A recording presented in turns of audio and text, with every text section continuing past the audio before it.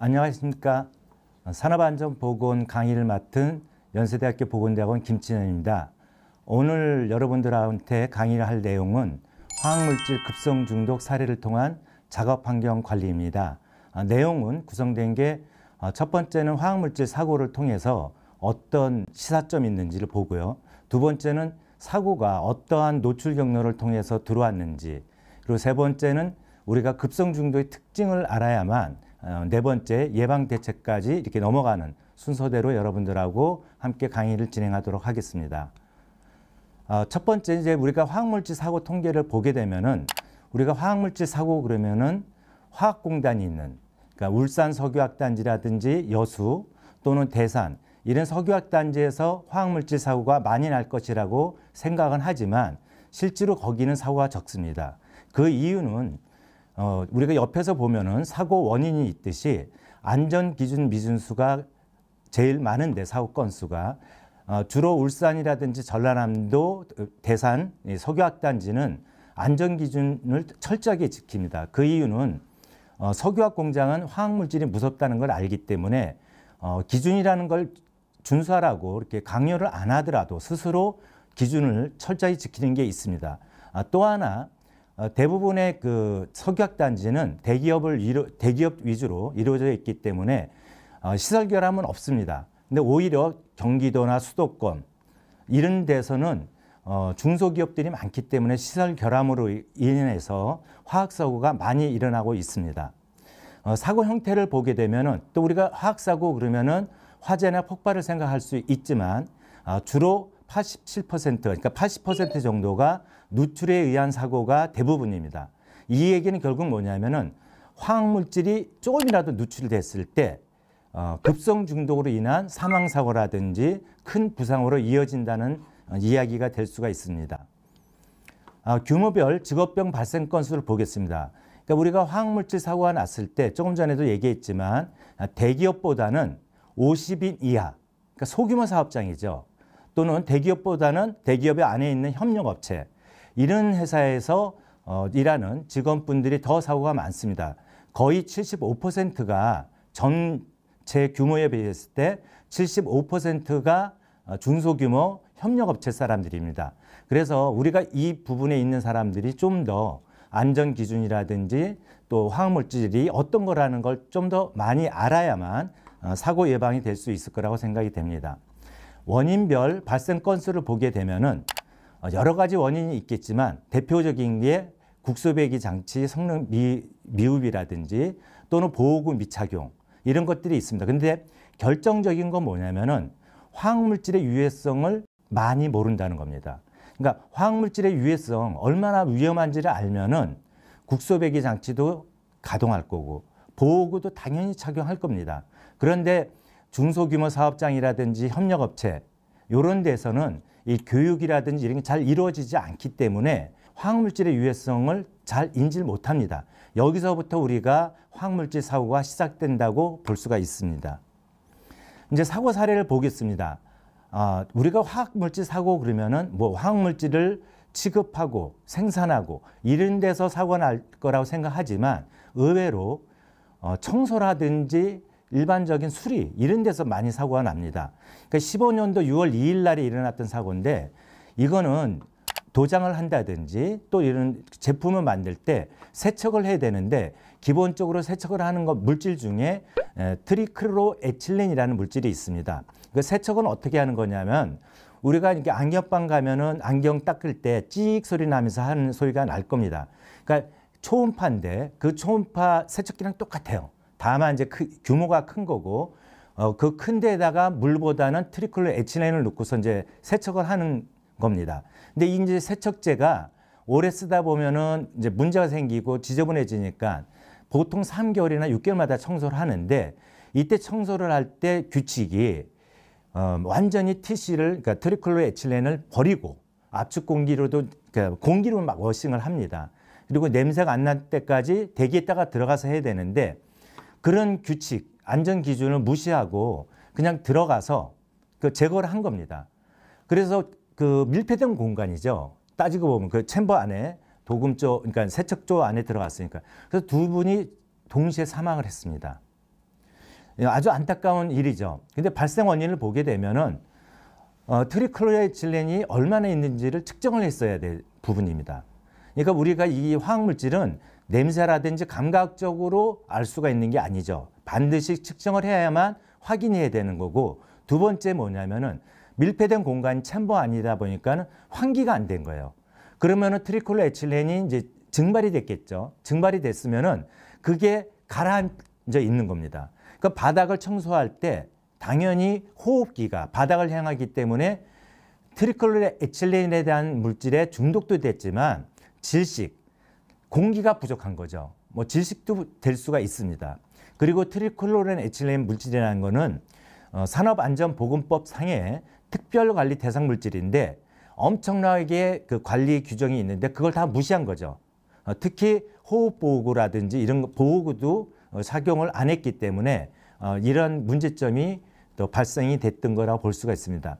예방 대책을 본다 그러면 당연히 교육이라든지 뭐 여러 가지도 있겠지만 법을 철저히 지킨다는 거 이런 것도 있겠지만 세척조에 대한 부분을 좀 이렇게 교정할 필요가 있고 반드시 작업하기 전에 농도를 측정하는 부분도 필요할 것 같습니다. 마지막으로 트리클로에틸렌이라는 물질은 특별 장소에서 쓴다 그러면은 반드시 송기 마스크를 착용해야 돼요. 그러니까 방독 마스크 우리가 시위라든지 과거에 많이 봤던 방독 마스크가 있는데 그 마스크는 오히려 냄새도 못 맡게 해갖고 산소 공급이 부족해갖고 더 큰 문제가 있을 수가 있기 때문에 그 특별 장소, 그러니까 아까 챔버 같은 데는 공기가 공급되는 마스크를 착용해야 됩니다. 또 하나 최근에 있었던 올해 초에 있었던 수산화 테트라 메칠 아모늄이라는 그 급성 중독 사고 사례인데 여러분들 이렇게 그 물질명이 어려운데 너무 신경 쓸 필요는 없습니다. 그냥 물질명보다는 이게 왜 일어났는지. 이 사고는요, 그냥 그 배관을 좀 정리하다가 완전히 다 끝났어요. 끝나고서 이제 나가려고 하는데 액이 샜어요. 밸브에서. 그러니까는 이물질이 새니까는 여기 수리했던 협력업체들이, 그러니까 교체했던 협력업체들이 가갖고 닦고 막 그런 겁니다. 그런데 몰랐던 게 하나 있습니다. 이물질은 농도도 2.38%뿐이 안 돼요. 그런데 피부에 닿으면은 사망한다는 걸 몰랐습니다. 외국에는 이러한 사건도 많았는데 이게 알려지지가 않은 거죠.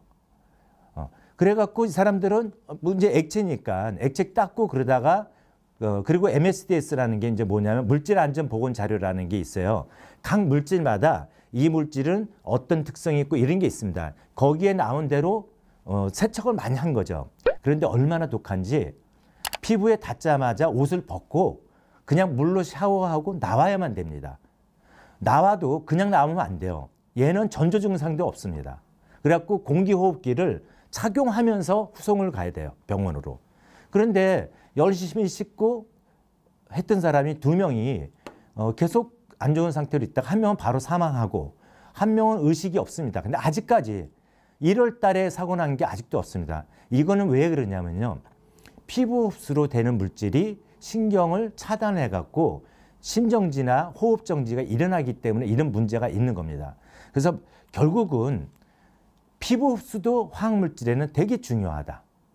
그러니까 호흡기가 제일 중요합니다. 실제로 여러분들 담배가 왜 위험한지 아세요? 담배가 니코틴이라는 약물 갖고는 그렇게 위험한 물질이 아닙니다. 니코틴 중독, 니코틴 약으로도 쓰는데 그런데 왜 위험하냐 담배가. 다른 약물하고 다르게 호흡기로 들어오기 때문에 그렇습니다. 호흡기하고 똑같이 피부도 마찬가지인 게 여러분들 그 금연 보조제 중에 그 피부 패치가 있는데 피부 패치가 2.5cm 뿐이 안 돼요, 직경. 근데 그걸 붙이면은 하루에 한갑 피는 혈중 니코틴 농도와 같습니다.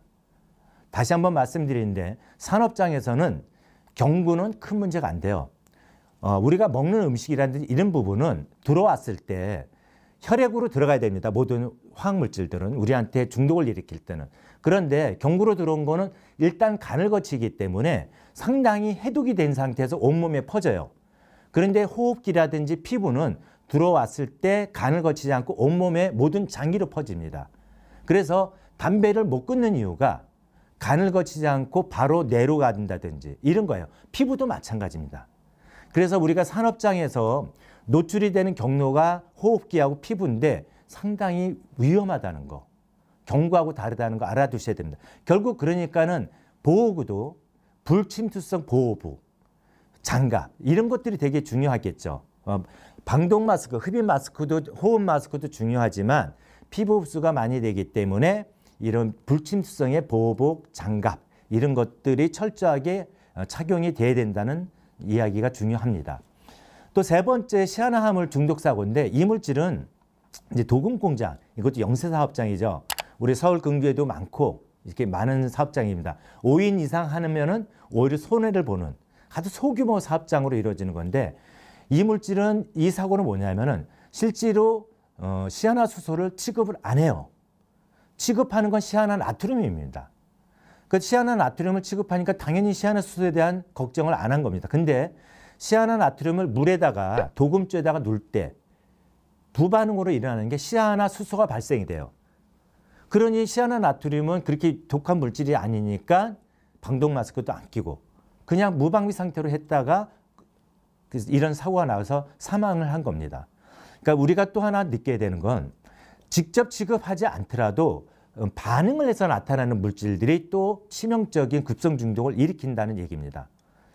그래서 항상 우리가 제조 과정, 공정 과정에 위험성이 존재하는지 확인할 필요가 있고 아까도 말씀드렸던 물질안전보건자료, MSDS라는 아주 중요한 부분입니다. 여기에 물질안전보건자료에는 그 물질에 대한 부산물, 폐기물 등이 이렇게 수록되어 있어요. 그리고 10번에 안정성, 반응성이 되어 있는데 만약에 시아나나트륨에 시아나수소는 취급하지 않으니까 물질안전보건자료가 없겠죠.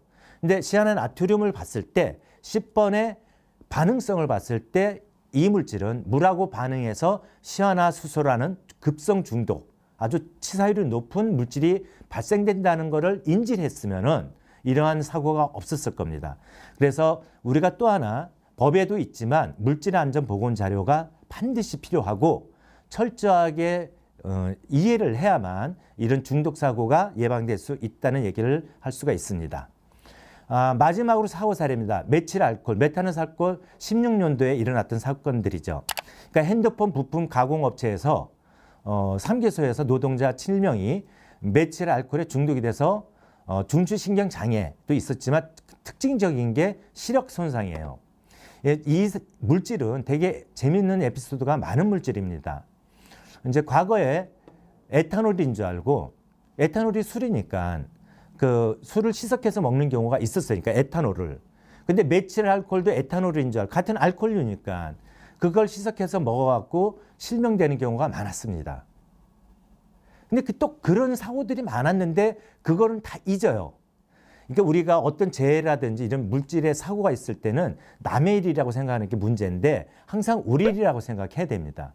또 하나가 재미있는 사건이 항상 에탄올을 써야 되는데 그 돈이 싼, 그러니까 가격이 싼, 독성은 강하지만 가격이 싼 메칠 알코올, 메탄올 이거 써서 문제인데 이제 어린아이들이 열이 고열로 병원에 오면은 열을 무조건 낮춰야 됩니다.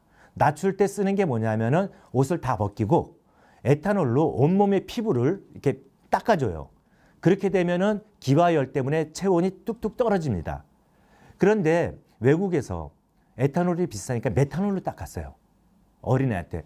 그 다음날 애가 실명을 했습니다. 그 다음날 사망했어요. 이런 케이스가 많습니다.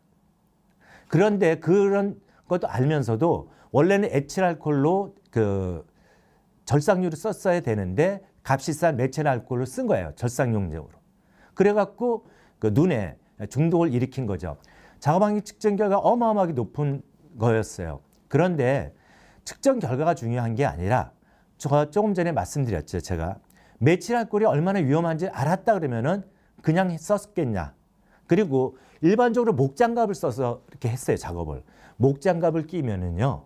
오히려 메칠 알코올이 여기 달라붙어 갖고 그냥 맨손으로 한 것보다 더 위험합니다. 그리고 국수배기 장치도 가동을 안 했고 마찬가지로 개인 보호도 안 했고 이런 것들이 또 문제고 또 하나가 메칠 알코올은 작업 환경 측정하고 특수건강 진단을 받아야 되는 법적 의무사항이 있었는데 이게 여러 밴드를 거쳐서 협력업체 또 협력업체다 보니까는 여기서 일하는 노동자분들이 이런 법적인 혜택을 못 받은 거예요. 그래서 많은 사회적으로 논란이 있었습니다. 앞으로 이쪽 분야의 일을 할 때는 화학물질에 노출이 되고 취급을 할 때는 작업환경 측정이라든지 특수건강 진단이라는 거를 법적 의무사항이니까 꼭 받아야 된다는 걸 알아둘 필요가 있습니다. 그 전체적으로 이제 급성 중독 사고 예방 대책을 얘기를 한다면 조금씩 말씀을 드렸지만 첫 번째가 급성 중독이라는 건 일시적으로 노출됐을 때 많은 양이 일어나는 겁니다. 그러니까는 급성 중독 예방을 위해서는 작업 전에 배관 차단이라든지 물질 제거, 누출하기 등을 철저하게 하는 작업 계획을 수립을 해야 됩니다. 이 부분도 법적으로 돼 있지만 법을 떠나서 기본적으로 누출될 수 있는 부분을 사전에 알아야 되고, 그래서 작업 시작 전에 점검을 통한 위험성 평가, 그러니까 위험성 평가라는 게 여러 종류가 있습니다. 우리는 소규모 사업장에서는 간단하게 체크리스트 하면 돼요. 야, 이 물질이 위험하니까 뭐를 점검했지? 밸브 잠갔나? 이런 식으로 점검하는 위험성 평가를 간단히 만들면 됩니다, 스스로. 그리고 급성 중독은 발암성 물질이라든지 이런 거하고 달라요.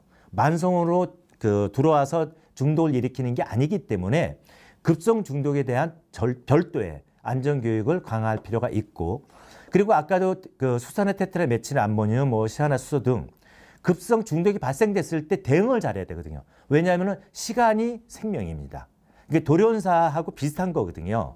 그러니까 빨리 후성을 간다든지 예방을 해야 되는데, 그러니까 대응을 해야 되는데, 그런 대응에 대한 부분도 예방훈련 또는 교육이 필요하다. 마지막으로는 메인은 아닙니다. 개인보호 착용이라는 게 이걸 개인보호 착용한다고 안전한 건 아니에요. 다만 개인보호는 기본적으로 우리가 오늘 제가 강의할 때도 이렇게 옷을 좀 점잖게 입듯이 일을 할 때 입는 옷이다. 개인보호는. 이게 안전을 확보하는 건 아닙니다. 다만 그래도 개인보호를 착용을 했을 때는 피해가 좀 줄어들 수가 있다는 겁니다. 그리고 어느 정도 시설이 또는 규모가 된다 그러면 관리감독자가 항상 작업을 감독하는 이런 부분이 필요하다고 생각됩니다.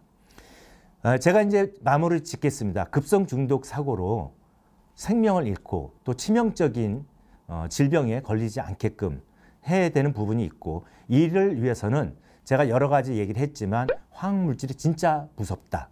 그리고 산업장에서는 화학물질이 노출되는 경로가 호흡기고 피부이기 때문에 우리가 일반적으로 먹고 우리가 술을 먹으면서 그 다음날 회복되는 이런 개념하고 완전히 다르다.